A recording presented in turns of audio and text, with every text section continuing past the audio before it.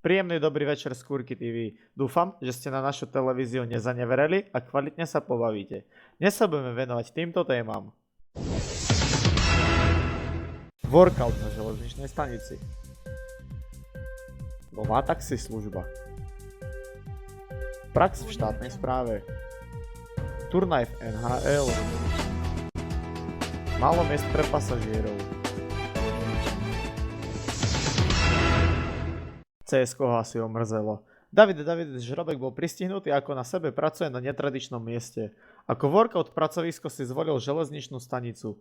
Čo za tým stojí, sme sa už nedozvedeli, pretože Davidis odišiel bez slova preč.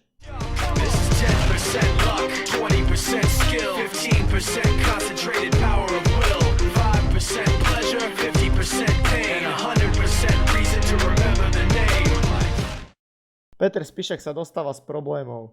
Zistil, že s vodičským preukazom môže vyžiť. Začal robiť taxikára. Neviem, všetci si nachystajte euro 50.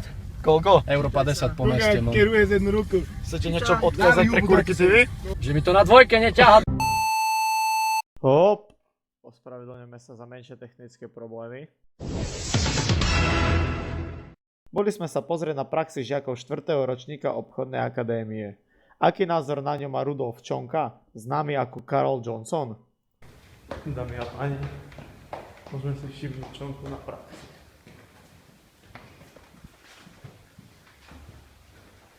Máš tam nejaké technické problémy? Otočíme.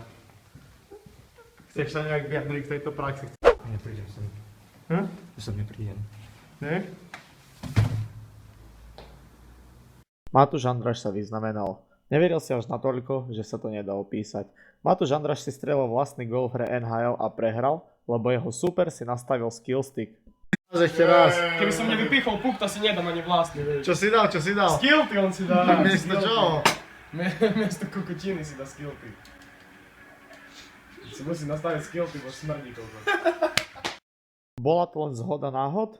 Najlepší brankár do 20 rokov Samuel Hrabovský bol pri bežnej kontrole vyzvaný, aby ukázal svoj kufor. Čo tam skrýval? Pán Hrabovský, čo nám chcete ukázať? Chcem ukázať môj kufor a tak mám tu pár vecí, toto si nevšimajte, to je... Podľa našich informácií išlo o 18-ročného Kundisa. Pre Kúrky TV, Tomáš Kure uličný. Ďakujeme, že ste s nami a pozreli ste si dnešné vydanie.